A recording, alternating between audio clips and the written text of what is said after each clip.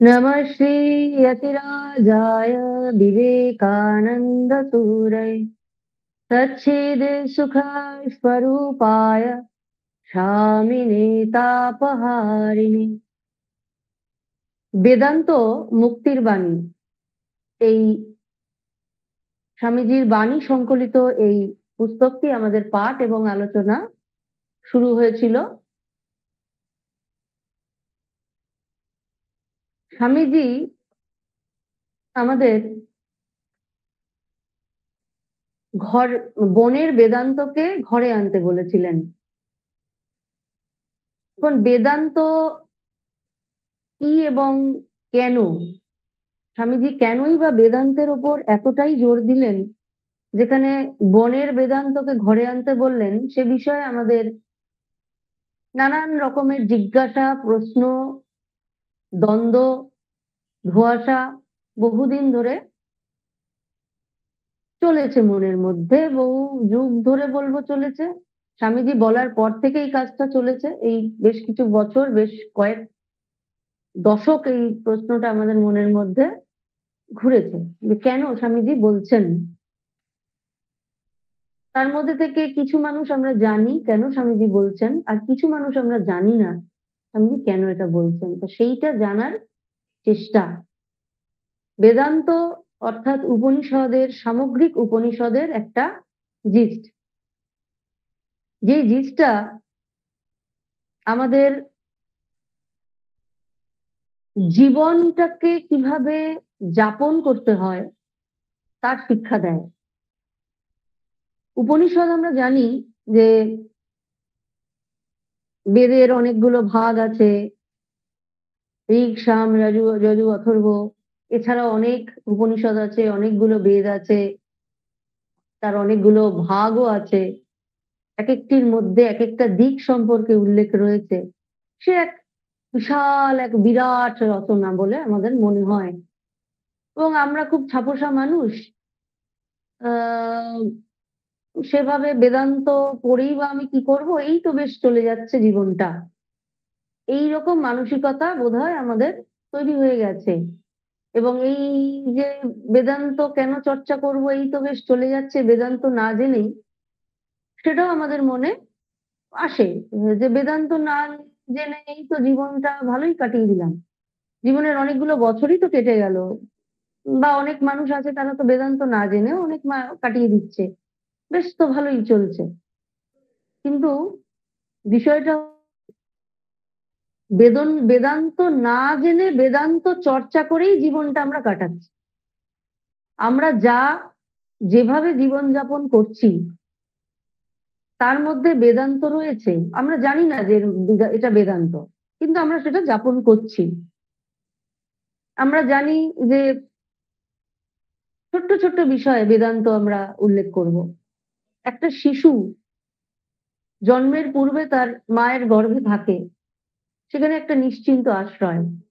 মা খেলে সে খায়, মা ঘুমোলে সে ঘুমায়, মা যা শোনে সে তাই শোনে, মা যা অনুভব করে সে সেইটাই অনুভব করে, দুঃখ, আনন্দ, ইত্যাদি ইত্যাদি। এই জন্য বলা হয় মা যখন গর্ভবতী, মা তার ভেতরে যখন একজন রয়েছে, একটি প্রাণ রয়েছে, সে সময় এমন কিছু শুনতে হয়, মা কান দিয়ে এমন কিছু শুনবে যেটি সন্তানের কানেও পৌঁছবে। এবং সে যখন ভূমিষ্ঠ হবে, সে এমন কিছু সংস্কার, এমন কিছু অভিজ্ঞতা নিয়ে ভূমিষ্ঠ হবে যেগুলো তার জীবনে কাজে লাগবে, যেগুলো তাকে একজন প্রকৃত মানুষ হতে সাহায্য করবে, যেগুলো তাকে একটি আদর্শ জীবন যাপনে সাহায্য করবে। এই কারণেই মা যখন সন্তান গর্ভে ধারণ করে আছেন, তার মহাভারত, রামায়ণ ইত্যাদি গুলো পড়া প্রয়োজন, মহাপুরুষের জীবনী পড়া প্রয়োজন। হ্যাঁ, বিভিন্ন ভালো পরিবেশ, যেখানে যেখানে ভালো কথাবার্তা, পরনিন্দা পরচর্চা নয়, হ্যাঁ, ধর্ম আলোচনা, সাংস্কৃতিক আলোচনা, সাংস্কৃতিক, অপসংস্কৃতিক নয়, ইত্যাদি হচ্ছে সেইগুলো।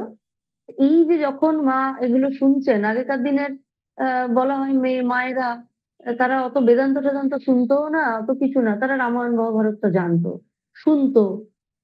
চর্চা করতো যখন সে মা হতে, বলেই দেওয়া হতো তুমি এইগুলো এখন করবে ইত্যাদি। তারা ধর্ম কথা শুনতো, নানান রকমের ওই পাঁচালী ধরনের এগুলো তারা শুনতেন। এবং তাদের ঘরে যে সন্তানাদি হয়েছে তারাও, তাদের কথা আমরা ইতিহাসে পড়ি।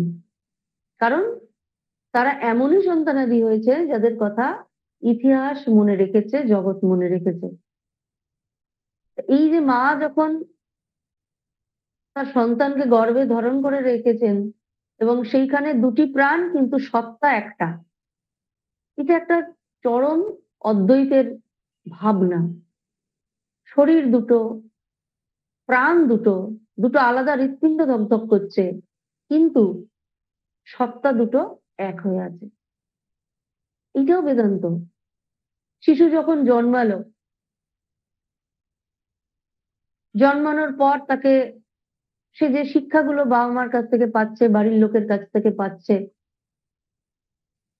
সেইটাও কিন্তু তার সেই বেদান্তের ভাবনা ঈর্ষার মধ্যে পোষণ করা হচ্ছে যে তুমি একটা সমাজে এসে জন্মেছো, সমাজ তোমার প্রতি দায়বদ্ধ, তুমিও সমাজের প্রতি দায়বদ্ধ। তুমি এই নিয়মে চলবে, এই নিয়মটা তোমার জন্য ঠিক, ওই নিয়মটা তোমার জন্য ভুল। তুমি মানুষ, তুমি অন্য পশু পাখি নও। মানুষ হয়ে মানুষের মতো বাঁচতে গেলে তোমাকে এইগুলো এইগুলো করতে হবে, আর এইগুলো এগুলো করতে হবে না। সেটাও বেদান্তে আছে। এরপর সে যখন বড় হচ্ছে তখন সে দেখছে যে বাড়িতে মায়েরা বড়রা ঈশ্বরের উপাসনা করছে।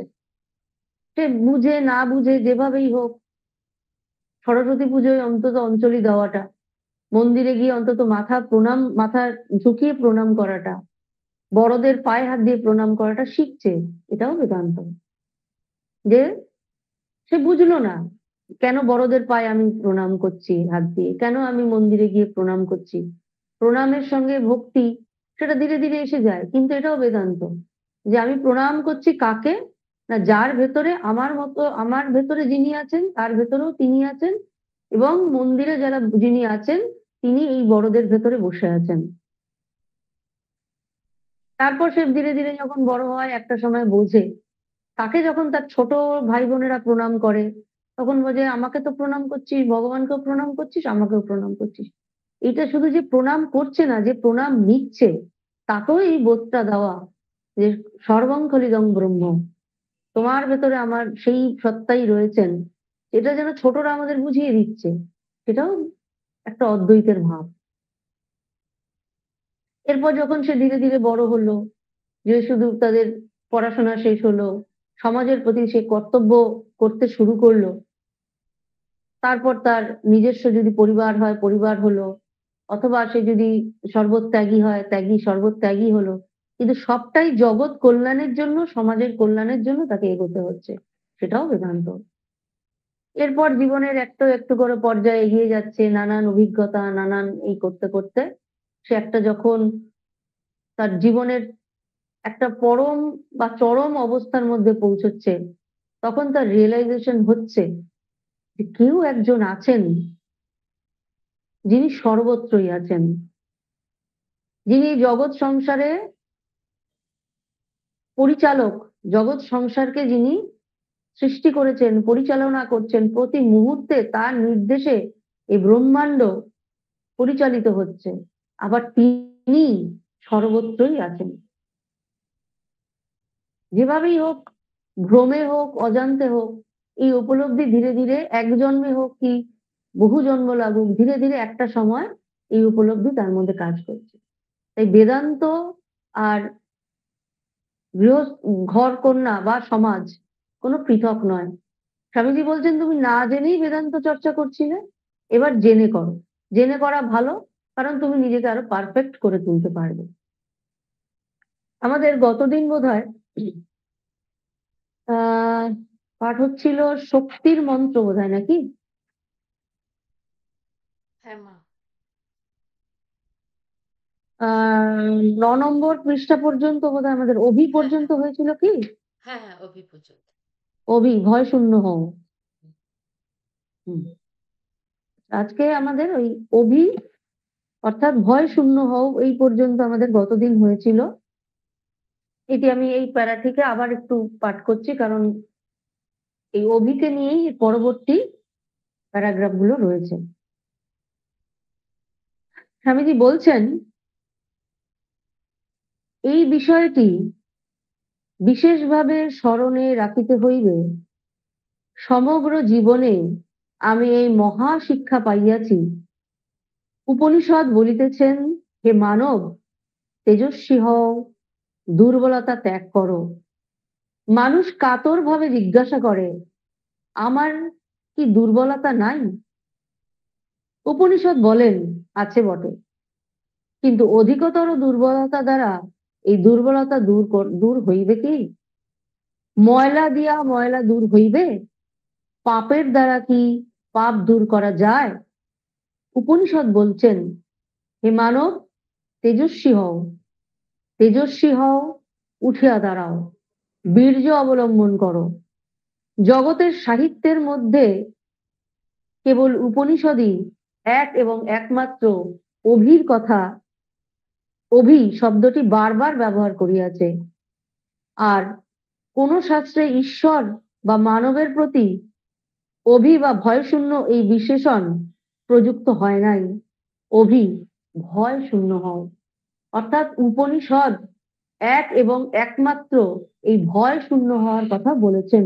স্বামীজি বলছেন, সত্যি জগতে আর যত সাহিত্য আছে, যত মহাগ্রন্থ আছে, তার মধ্যে এই অভি নামক এত সুন্দর একটি শব্দ, ছোট্ট শব্দ অভি, অর্থাৎ ভয় শূন্য হও, এই শব্দটা আর কোথাও পাওয়া যায় না, যেটা উপনিষদ বলছে। জগতে জীবন যাপনের জন্য প্রতি মুহূর্তে আমরা পরিবর্তনের মধ্যে দিয়ে এগোচ্ছি, প্রতি মুহূর্তে পরিবর্তন হচ্ছে। এক মুহূর্তে পরিবর্তন হয়ে এমন জায়গায় এসছি যেখানে আগের মুহূর্তটা আর নেই। এই মাত্র যদি 7:30 বেজে থাকতো, এখন 7:40 বা 45। এই মুহূর্তে এই মুহূর্তের পরিবর্তন হয়ে গেল। এই যে পরিবর্তনটা হয়ে চলেছে, এই বড় বড়, এগুলো ছোট ছোট পরিবর্তন, কিন্তু বড় বড় পরিবর্তনও হবে, মনোজগতে হবে, বাহ্য জগতে হবে। আর এই জগতের পরিবর্তনটাকেই স্বামীজি বলছেন, বা উপনিষদের থেকেই উনি বলছেন যে এই অভি সর্বস্ব তুমি হও, অভিকে অবলম্বন করো, মানে সাহসী হও। আমার মনে সুদূর অতীতের সেই পাশ্চাত্য দেশীয় সম্রাট আলেকজান্ডারের চিত্র উদিত হইতেছে। এরপর স্বামীজি একটা ঘটনার উল্লেখ করছেন।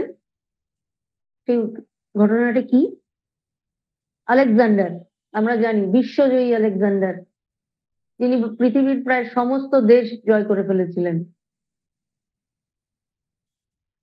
সমস্ত দেশ জয় করা মানে তার কতটা মানসিক এবং শারীরিক এবং রাজনৈতিক শক্তি এবং সামরিক শক্তি থাকলে সে সমস্ত জগৎটা প্রায় জয় করে ফেলতে পারে, সেটা আমরা জানি। এবং তার কাছে কত মানুষ যে মাথা নত করেছে, তার বশ্যতা স্বীকার করেছে, তার কোনো ইয়ত্তা নেই। সেই আলেকজান্ডারের কথা স্বামীজি বলছেন।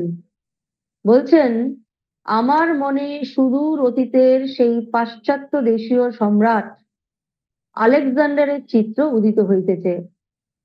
আমি যেন দেখিতেছি সেই দণ্ডদণ্ড প্রতাপ সম্রাট সিন্ধু নদের তীরে দাঁড়াইয়া অরণ্যবাসী, শিরাখণ্ডে উপবিষ্ট, সম্পূর্ণ উলঙ্গ, স্থবির আমাদেরই জনৈক সন্ন্যাসীর সহিত আলাপ করিতেছে।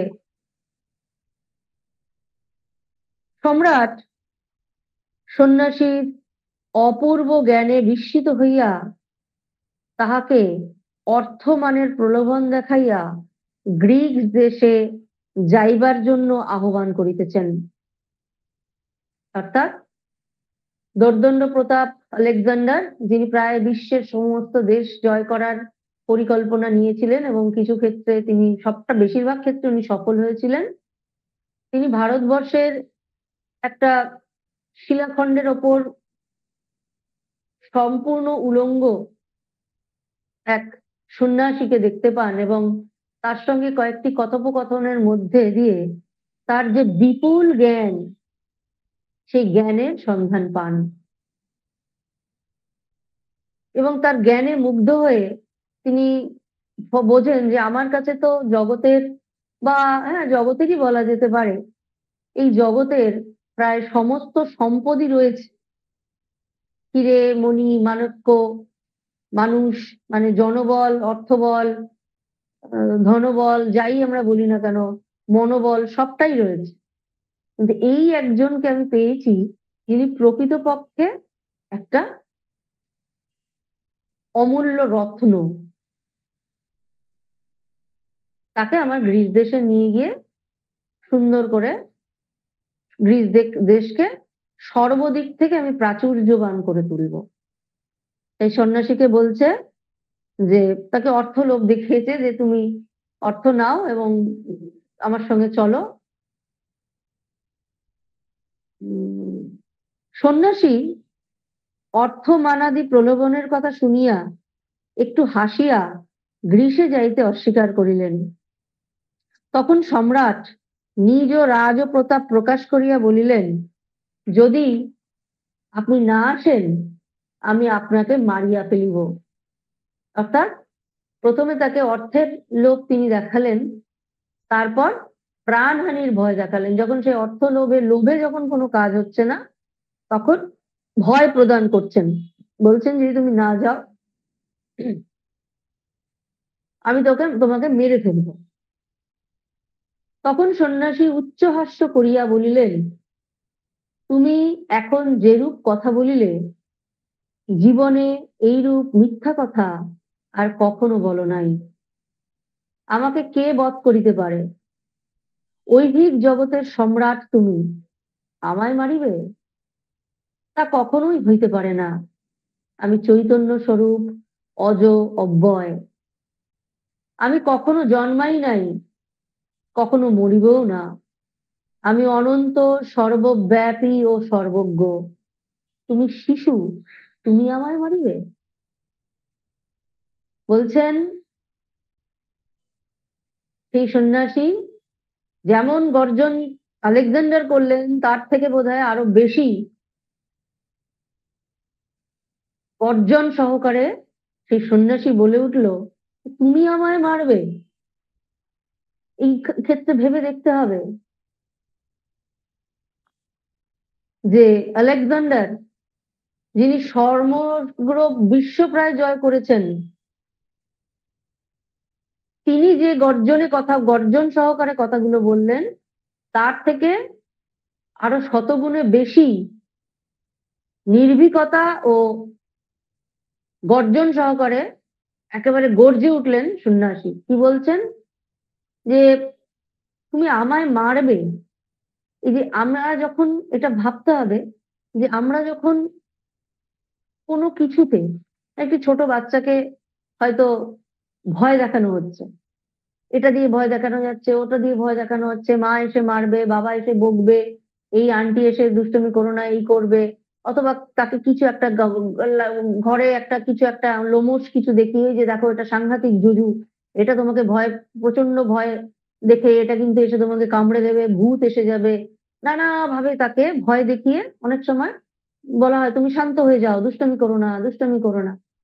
এইটা করতে করতে বড়রা যখন ফেড আপ হয়ে যায়, যখন দেখে শিশুরা কোনো কিছুতেই ভয় পাচ্ছে না, তখন বড়রা যেটাতে ভয় পায়, অন্ধকার, অথবা এই অন্ধকারের মধ্যে তোমাকে কিন্তু বাইরে বার করে দেবো, চরম একটা ভয়ের বস্তু ওকে দেখানো হয়। এই রাত্রিবেলা একদম ওই অন্ধকারের মধ্যে রাস্তায় বার করে, উঠোনে বা লনে বার করে দেবো বা রাস্তায় বার করে দেবো, দিয়ে দরজা বন্ধ করে দেবো।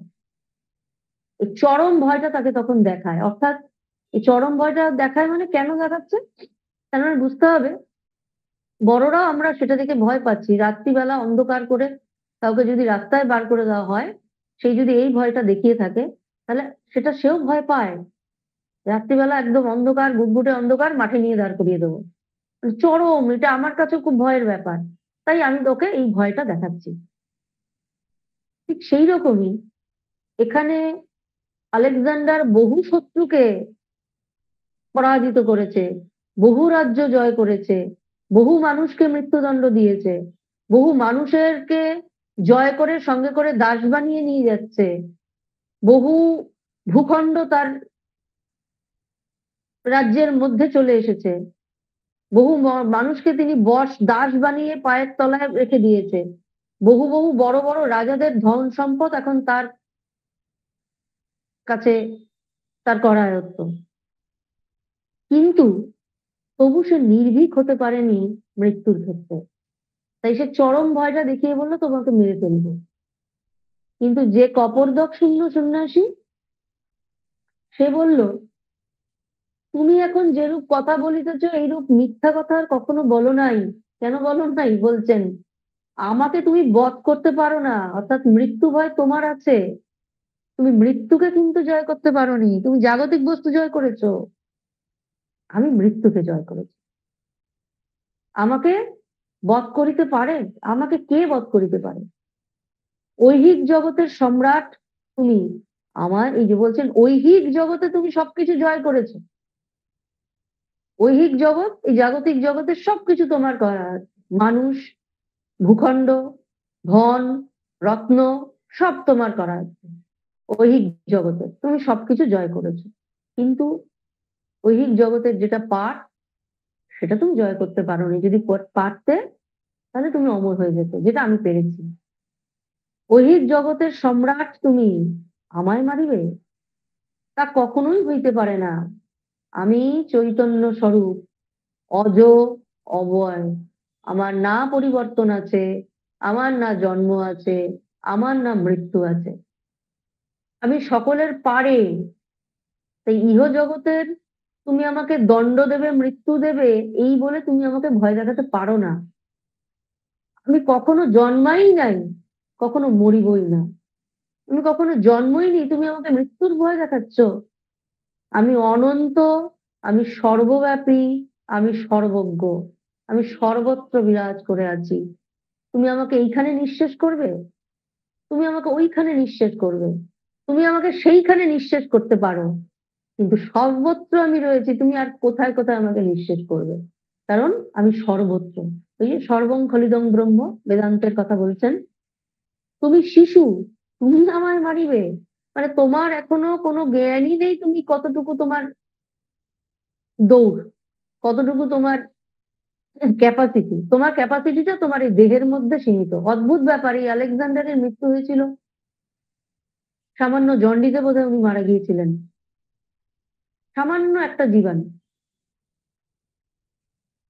জন্ডিস হলো, তাতে উনি মারা যান। এই দীর্ঘ পথশ্রম, জলের বিভিন্ন জল যে ব্যবহার করেছিলেন সেগুলো বোধহয় ঠিক ছিল না।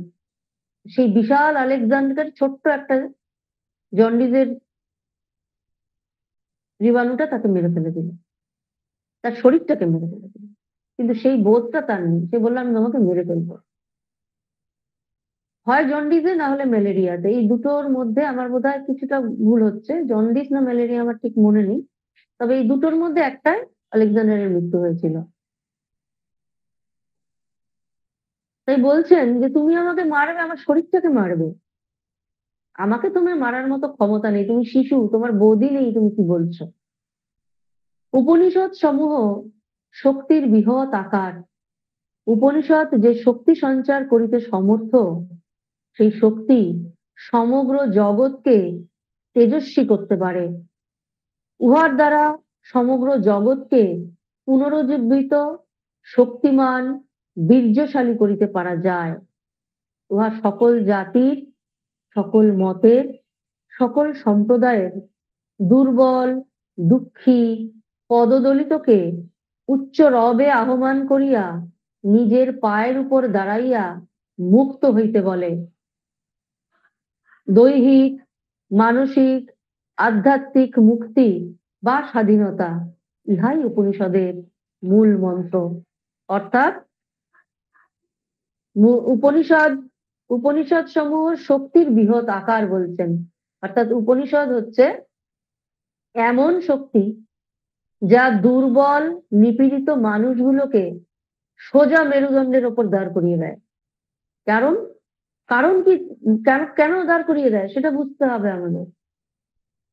কারণ যাকে জগৎ, তুমি নিপীড়িত, তুমি হীন, তুমি দুর্বল, তুমি খারাপ, তুমি মন্দ, তোমার কোনো গুণ নেই, এইগুলো বলে উপনিষদ তাকেই বলে তুমি অমৃতস্যের পুত্র, ছিন্নন্নু বিশ্বে অমৃতস্য পুত্র।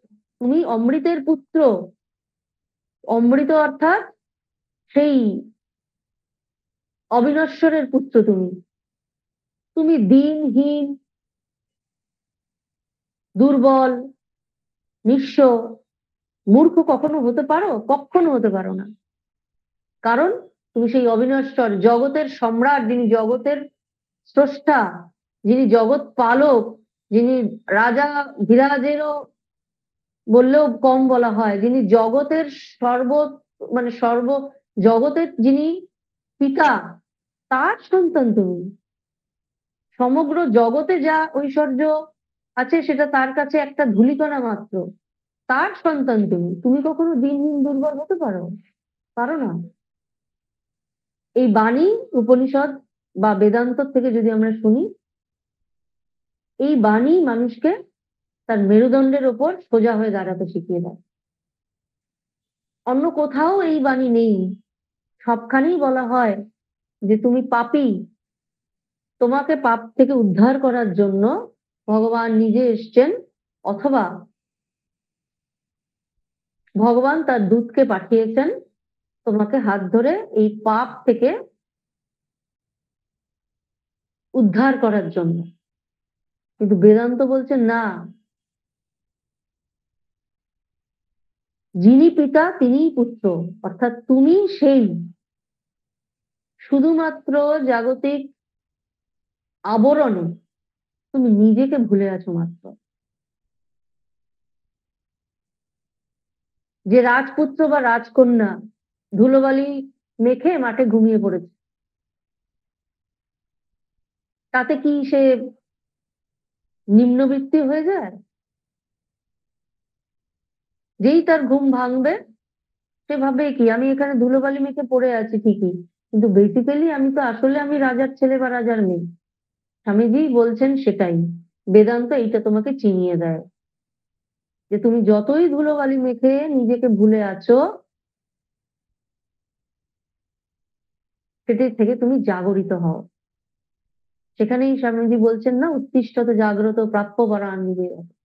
অর্থাৎ তুমি উত্তিষ্ঠত জাগ্রত, তুমি ওঠো, জাগো এবং জানো তুমি কে, স্বরূপকে চেনার চেষ্টা করে দাও।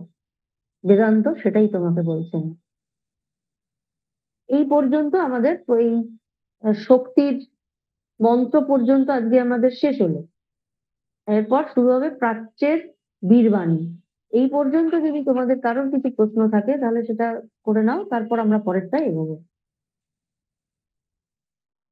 শিরোনাম হচ্ছে প্রাচ্যের বীরবাণী। প্রাচ্য অর্থাৎ আমাদের এই দিকটা। পাশ্চাত্য মানে আমরা জানি খ্রিস্ট জন্মের প্রায় 1400 বছর পূর্বে ভারতে একজন বড় দার্শনিক জন্মিয়াছিলেন।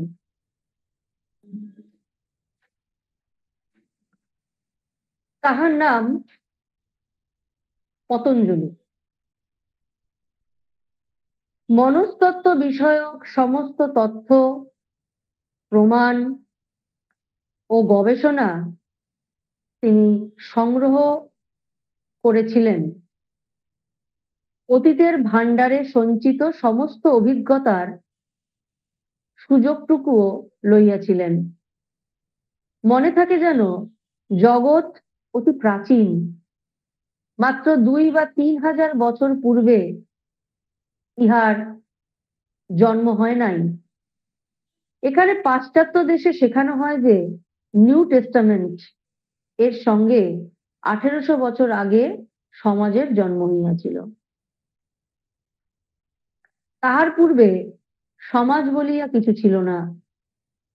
পাশ্চাত্য জগতের বেলা এ কথা সত্য হইতে পারে, কিন্তু সমগ্র জগতের বেলা নয়। লন্ডনে যখন বক্তৃতা দিতাম তখন আমার একজন সুপণ্ডিত মেধাবী বন্ধু প্রায়ই আমার সঙ্গে তর্ক করিত। তাহার টুনির যত স্বর ছিল তাহার সবকিছু একদিন আমার উপর নিক্ষেপ করিবার পর হঠাৎ তারস্বরে বলিয়া উঠিলেন, তাহা হইলে আপনাদের ঋষিরা ইংল্যান্ডে আমাদের শিক্ষা দিতে আসেন নাই কেন? উত্তরে আমি বলিয়াছিলাম, কারণ তখন ইংল্যান্ড বলিয়া কিছু ছিলই না যে সেখানে আসিবেন। তাহারা কি অরণ্যে গাছপালার কাছে প্রচার করিবেন? এই যে বিষয়টা স্বামীজি বলছেন যে যীশু খ্রিস্টের জন্মের প্রায় 1400 বছর আগে, 1400 বছর আগে ভারতে বড় একজন দার্শনিক ছিলেন, যিনি ছিলেন পতঞ্জলি। আমরা জানি পতঞ্জলির সূত্র ইত্যাদি ইত্যাদিগুলো। মনস্তত্ত্ব বিষয়ক সমস্ত তত্ত্ব মানে সাইকোলজি, তথ্য, প্রমাণ, গবেষণা তিনি সংগ্রহ করিয়াছিলেন। তিনি সৃষ্টি করেন নাই বা তিনি লেখেন নাই, কিন্তু বলছেন তিনি সংগ্রহ করিয়াছিলেন। কোথার থেকে? তাহলে কোথা থেকে তিনি সেগুলো সংগ্রহ করেছিলেন? অর্থাৎ যীশু খ্রিস্টের জন্ম আজ থেকে 2025 বছর আগে, আর তার থেকেও 1400 বছর আগে পতঞ্জলি ছিলেন। তাহলে এই যে 2025 আর 1400, তাহলে পতঞ্জলি কত আগে ছিলেন? তিনি সাইকোলজিক্যাল যে কোনো রকমের তথ্য, যে কোনো রকমের ইনফরমেশন, প্রমাণ এবং গবেষণা, তথ্য, প্রমাণ এবং সেগুলোকে নিয়ে আলোচনা, যে গবেষণা যেটা হয়, সবটাই তিনি সংগ্রহ করেছিলেন। কোথা থেকে? উপনিষদ থেকে। তাহলে উপনিষদ কবে লেখা, কবে রচিত, কবে সৃষ্টি, সেটা আমরা তার উল্টা বুঝতে হবে। এবং তিনি সংগ্রহ করেছিলেন শুধু নয়, অতীতের ভান্ডারে সঞ্চিত সমস্ত অভিজ্ঞতার সুযোগটুকুও তিনি লইয়াছিলেন, যে সেই সময় আর কি কি ছিল। আমরা জানি পতঞ্জলি সূত্রে আমাদের কি নাই। পতঞ্জলি সূত্রে একটু যদি পড়া যায় তাহলে বোঝা যাবে এতে কি নাই। ভারত, পৃথিবীর, সমগ্র পৃথিবীর জ্ঞান ভান্ডার এই পতঞ্জলি সূত্রের মধ্যে নানান আকারে দেওয়া রয়েছে, মানে জাগতিক বিষয় এবং আধ্যাত্মিক বিষয় কিছু। তিনি এগুলো কি করেছিলেন? সংগ্রহ করেছিলেন। তারপরে এক জায়গায় করে সেগুলোকে উনি সংকলিত করলেন। তাহলে বোঝা যাচ্ছে, মনে থাকে যেন জগৎ অতি প্রাচীন, মাত্র 2 বা 3000 বছর পূর্বে তার জন্ম হয় নাই। এরপর বলছেন যে পাশ্চাত্যে যখন তিনি ছিলেন, সেখানে একজন মহাপণ্ডিত বা দার্শনিক ছিলেন, তার সঙ্গে প্রায় স্বামীজির নানান বিষয়ে তর্ক হতো, আলোচনা হতো, বিশ্লেষণ হতো। সেই প্রসঙ্গে স্বামীজি বলছেন, পাশ্চাত্য দেশে শেখানো হয় যে নিউ টেস্টামেন্ট এর সঙ্গে 1800 বছর আগে সমাজের জন্ম হইয়াছিল। নিউ টেস্টামেন্ট এর সঙ্গে, নিউ টেস্টামেন্ট যেটা, সেটা তার সঙ্গে 1800 বছর জুড়ে দিলে যেটা হয়, তার তাহার পূর্বে সমাজ বলিয়া কিছু ছিল না।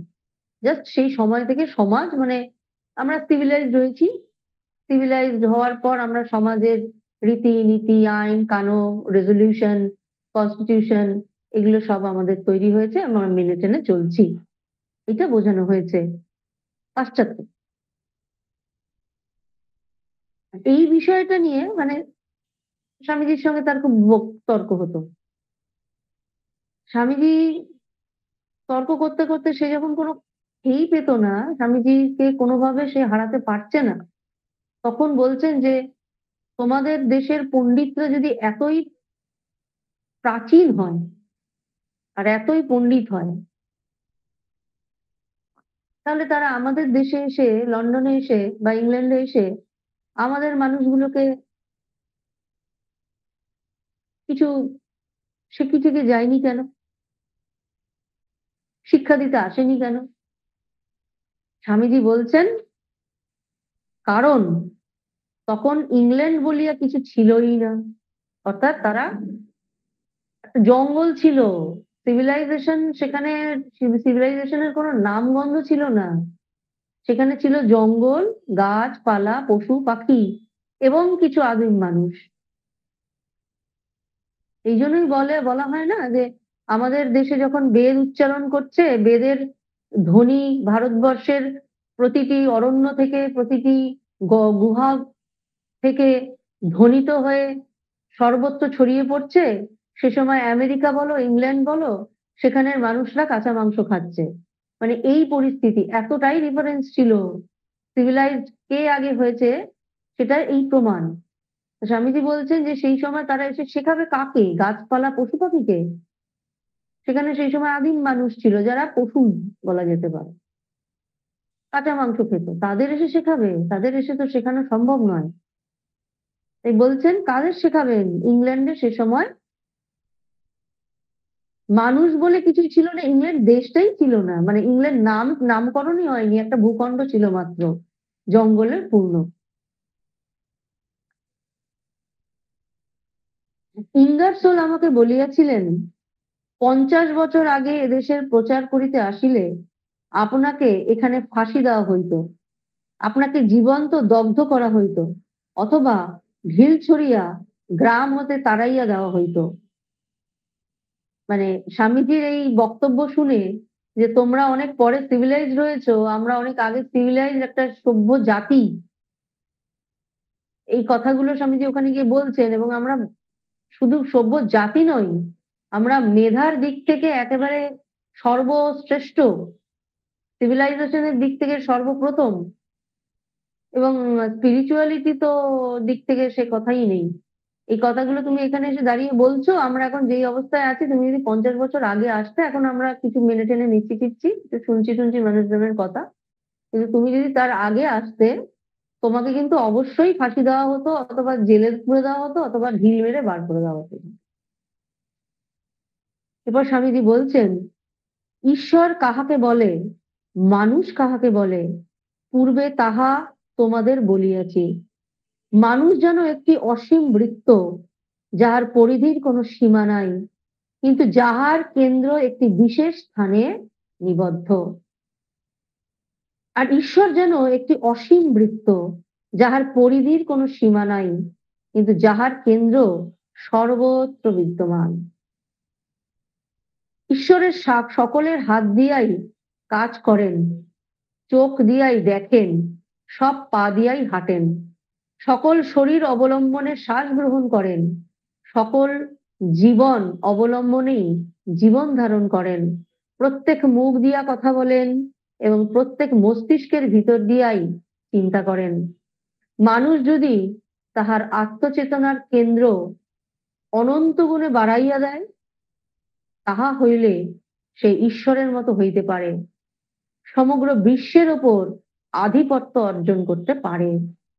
বলছেন ঈশ্বর কাহাকে বলে বা মানুষ কাহাকে বলে, পূর্বে সেটা আমাদের স্বামীজি বিশেষভাবে উল্লেখ করেছেন। মানুষ যেন একটি অসীম বৃত্ত, অসীম বৃত্ত, যার পরিধির কোনো সীমা নেই। অর্থাৎ আমরা যদি মানুষ না ভেবে মনুষ্যত্বটাকে ভাবি, মনুষ্যত্ব, যে কথাটা আমরা খুব বলি, মনুষ্যত্বহীন, মনুষ্যত্ব আছে, মনুষ্যত্ব ইত্যাদি ইত্যাদি। কিন্তু মনুষ্যত্ব বিষয়টাকে যদি আমরা একটা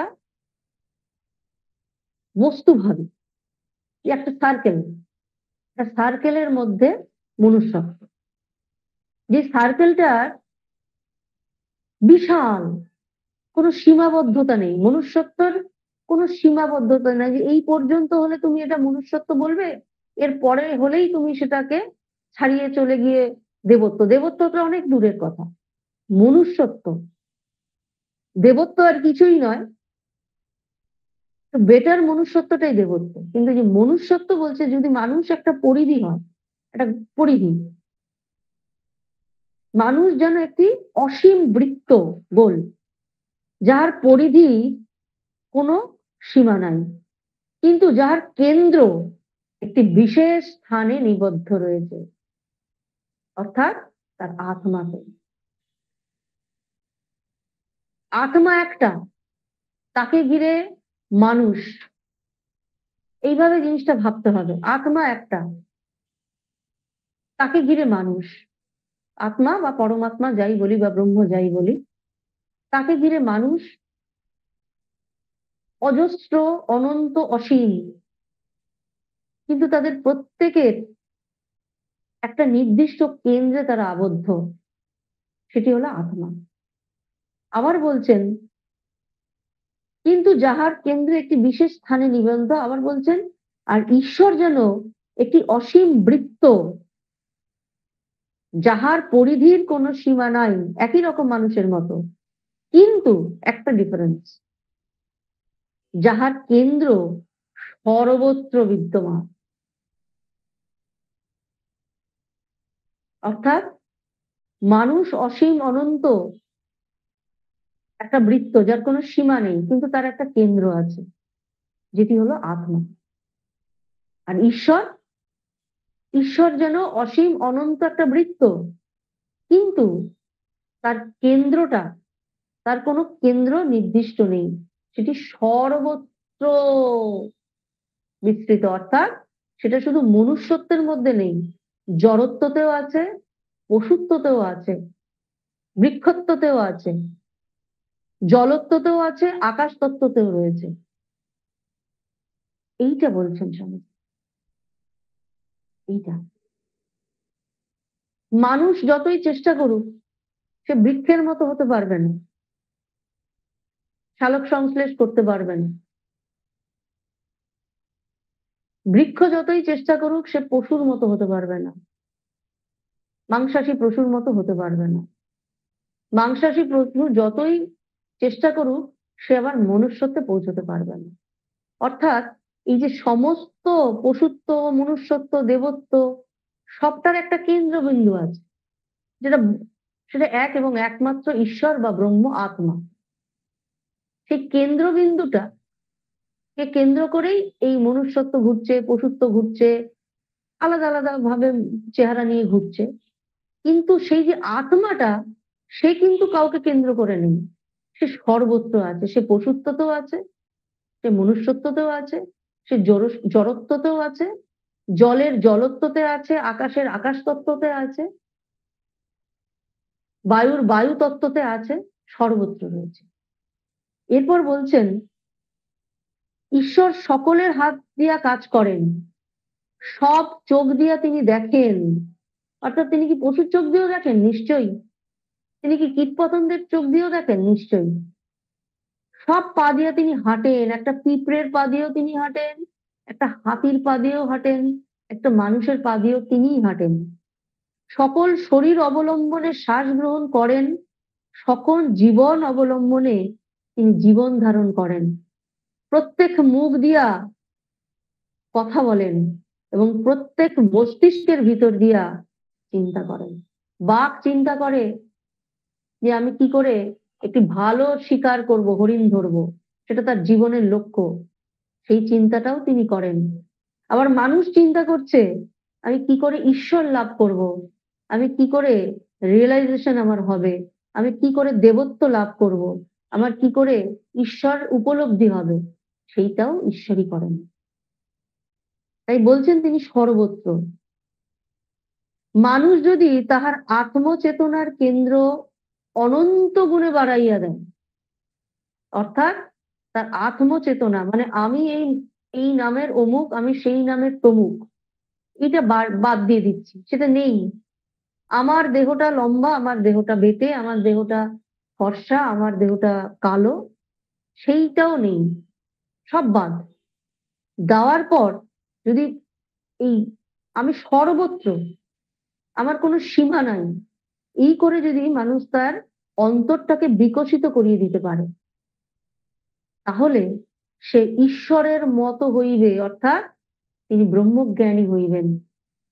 সমগ্র বিশ্বের ওপর তারই আধিপত্য থাকবে, কারণ বিশ্বটাই তিনি। এক ফোঁটা, একটা একটা গামলায় দুধ নেওয়া হলো, গরুর দুধ নিয়ে এসে ফোটানো হচ্ছে, ফোটানো হচ্ছে, ফোটানো হচ্ছে। চামচ দিয়ে একটু তোলা হলো গামলার একটা কোণ থেকে, দুধের মতো স্বাদ, আরেকটা কোণ থেকে দুধের মতো স্বাদ, আরেকটা কোণ থেকে দুধের মতো স্বাদ, তার মানে এটা দুধ। অর্থাৎ এর মধ্যে দুধের বস্তুটা রয়েছে। এক চামচ বা এক বাটি চিনি তাতে ঢেলে দেওয়া হলো, ফোটানো হলো, ফোটানো হচ্ছে, ফোটানো হচ্ছে, ফোটানো শেষ। সেখানে একটা চামচ দিয়ে আবার গামলার একটা দিক থেকে বা হাঁড়ির একটা দিক থেকে চামচ দিয়ে তোলা হতো মিষ্টি, আরেকটা দিক থেকে তুলে খাওয়া হলো মিষ্টি, আরেকটা দিক থেকে তুলে একটু খাওয়া হলো, হ্যাঁ মিষ্টি। কিন্তু আমি তো এক বাটি চিনিটা মাঝখানে ঢেলেছিলাম, অত বড় গামলায় সমস্ত দুধটাকে সে মিষ্টি করে ফেলেছে। কি করে? কি করে সে সর্বত্র মিষ্টি, পুরো দুধটা কি করে মিষ্টি হয়ে গেল? কারণ ওই যে বাটিটা মধ্যে যে চিনিটা, তার মধ্যে যা রয়েছে সে পার্টিকলস গুলো বা অণুপরমাণু গুলো দুধের সঙ্গে মিশে দুধটাই যেন মিষ্টি হয়ে গেছে। দুধের স্বাদটা নেই, দুধের যে স্বাদটা আমি এমনি পেয়েছিলাম সেই স্বাদটা দুধের স্বাদ কেমন সেটা বলতে পারবো না। কিন্তু যখনই তার মধ্যে চিনি ঢালা হলো সবটাই মিষ্টি, চিনির স্বাদ পূর্ণ হয়ে গেল। এই নয় যে এখানে একটু তেতো, ওখানে একটু মিষ্টি, এখানে একটু জল জল মতো লাগছে, তা নয়, পুরোটা মিষ্টি হয়ে গেছে। স্বামীজি সেটাই বলছেন যে ঈশ্বরের মতো হইতে পারে সমগ্র বিশ্বের ওপর তখন সে অধিপত্য অর্জন, কারণ সে দুধ চিনিতে দুধের সঙ্গে মিলে দুধ হয়ে গেছে, তাকে আলাদা করে আর চেনাই যাচ্ছে না। তাই জগৎই সেই, অর্থাৎ দুধ আর চিনি দুটোকে আলাদা করা অসম্ভব, কারণ সে চিনিটাই দুধ, দুধটাই চিনি হয়ে আছে। দুধ থেকে চিনিটা আলাদা করা তো সম্ভব নয়। ঠাকুর বলছেন নুনের পুতুল সমুদ্র মাপতে গিয়ে সমুদ্রে লীন হয়ে গেলেন, আর ফিরল না। কেন? কারণ সেই জল আবার সেই নুন। নুনের পুতুলও ও তখন জলের শেষে সমুদ্রের সঙ্গে মিশে সে সমুদ্র হয়ে গেছে, অর্থাৎ জগৎটাই তিনি। সেই রকমই যদি আত্মার নিজের নাম রূপ পরিচয়ের গণ্ডি পার করে মানুষ তার অন্তরটাকে বিশাল অসীম করতে পারে, তাহলে সেই জগৎ, জগতের মধ্যে আমি নই, আমি জগৎ, এইটা হয়ে যাওয়া যায়। স্বামীজি বলছেন তখন সে সমগ্র জগতের ওপর আধিপত্য অর্জন করতে পারে। আজকে এইটুকু রইল, তোমাদের এবার যার যার প্রশ্ন সেটা একটু করো। 11 নম্বর পৃষ্ঠা পর্যন্ত হয়েছে। পরম পূজনীয় মাতাজি, সপ্তাহে শত ব্যস্ততার মধ্যে তার মূল্যবান সময় আমাদের দিয়ে বেদান্ত মুক্তির বাণীর ব্যাখ্যাগুলি আমাদের কাছে তুলে ধরেছেন এবং আমাদের আধ্যাত্মিক পথে এগিয়ে যেতে সাহায্য করছেন। মাতাজিকে আমাদের অন্তরে অকুণ্ঠ শ্রদ্ধা ও কৃতজ্ঞতা জানাই। দিব্যত্রয়ীর কাছে মাতাজির সর্বাঙ্গীন কুশল ও মঙ্গল প্রার্থনা করি। আগামী সপ্তাহগুলিতে আবারও আমরা মাতাজিকে পাবো এই আশা রাখি এবং সর্বশেষে মাতাজির চরণে আবারও সশ্রদ্ধ প্রণাম নিবেদন করি। এখন আমাদের আলোচনা সভা সমাপ্তির দিকে। সমাপ্তি সঙ্গীত নিবেদন করবেন ভাস্বতী ভট্টাচার্য দিদি।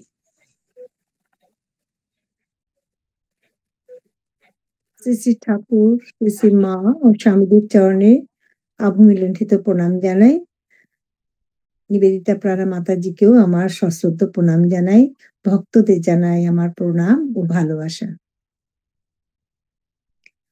তব চরণ তলে সদা রাখিও মোরে, তব চরণ তলে সদা রাখিও মোরে, দীনবন্ধু করুণা সিন্ধু, দীনবন্ধু করুণা সিন্ধু, শান্তি সুধা দিও চিত চকরে, তব চরণ তলে সদা রাখিও মোরে।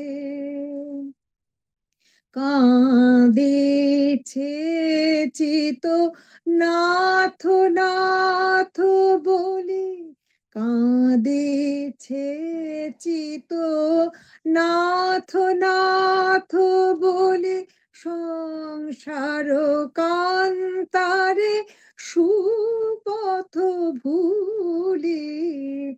কাঁদিছে চিত নাথ নাথ বলি, সংসার কান্তারে সুপথ ভুলি। তোমারও অভয় শরণ আজি মাগি, তোমারও শরণ, তোমারও অভয় শরণ আজি মাগি। দেখাও পথ অন্ধতে মেরে, তব চরণ তলে সদা রাখিও মোরে।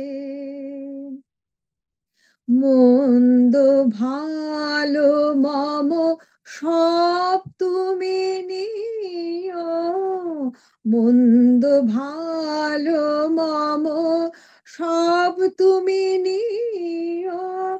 দুঃখী জনহিত সাধিতে দিও, মন্দ ভালো মম সব তুমি নিও।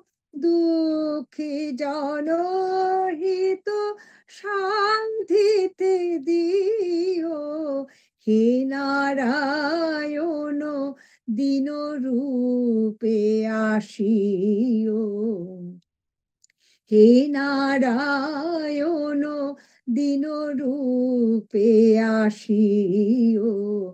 বাঁধিও সবে মম প্রেম ডোরে, তব চরণ তলে সদা রাখিও মোরে। দীনবন্ধু করুণা সিন্ধু, দীনবন্ধু করুণা সিন্ধু, শান্তি সুধা দিও চিত চকরে, তব চরণ তলে সদা রাখিও মোরে। তব চরণ তলে সদা রাখিও মোরে। তব চরণ তলে সদা রাখিও মোরে। জয় ঠাকুর, জয় মা, জয় শিবজি মহারাজ। প্রণাম মাতাজি, প্রণাম নেবেন। জয় মা। মাতাজির চরণে সশ্রদ্ধ প্রণাম নিবেদন করে আজকের আমাদের আলোচনা সভার সমাপ্তি ঘোষণা করছি। ওম শান্তি শান্তি শান্তি। হরি ওম তৎসৎ। শ্রীরাম কৃষ্ণ। জয় ঠাকুর, জয় মা, জয় স্বামীজি মহারাজ। প্রণাম জানাই মাতাজি, ভালো থাকবেন।